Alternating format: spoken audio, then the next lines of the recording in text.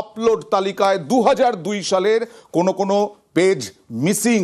সরাসরি চলে যাব শুভদীপের কাছে। শুভদীপ, এই দুই ভাই এবার কি করবেন, কি পদক্ষেপ?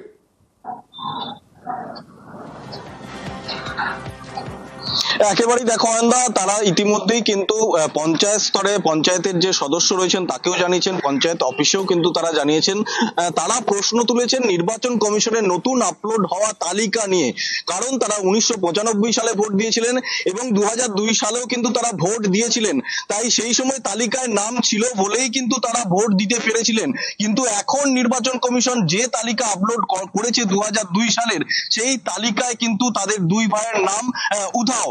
কি করে হলো, কেন হলো, সেই উত্তর কিন্তু এখনো পর্যন্ত তারা পাননি। প্রশাসনকে জানিয়েও তারা এখনো সদুত্তর পাননি এবং তারা প্রশ্ন তুলেছেন যে নির্বাচন কমিশন যে নতুন তালিকা প্রকাশ করেছে সেই তালিকা বিভ্রান্তিকর বলেও তারা কিন্তু এই ভোটাররা অভিযোগ তুলছেন এবং তাদের পরিবারের বাকি সদস্যদের কিন্তু নাম 2002 সালের যে লিস্ট প্রকাশ করা হয়েছে তাতে কিন্তু প্রত্যেকের নাম আছে। 2002 সালেও ভোটার তালিকায় তাদের নাম ছিল, তারা তো ভোট দিয়েছেন, এবং 2025-এও তাদের নাম আছে। এই সদ্য আপলোড করা যে ভোটার তালিকা, সেই ভোটার তালিকাতেই তাদের নাম দেখতে পাচ্ছেন না, তাই তো?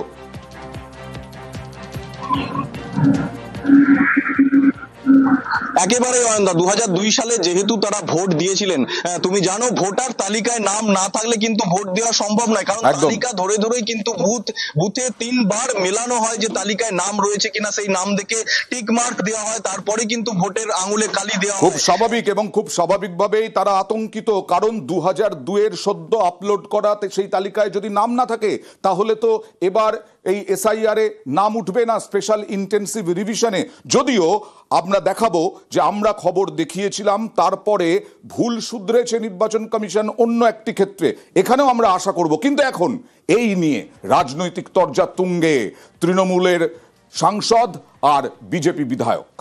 আমি প্রথমে সরফরাজ এবং সিরাজ ভাইকে বলবো, কোনো রকম ভাবে আপনারা আতঙ্কিত হবেন এবং ভয় পাবেন না।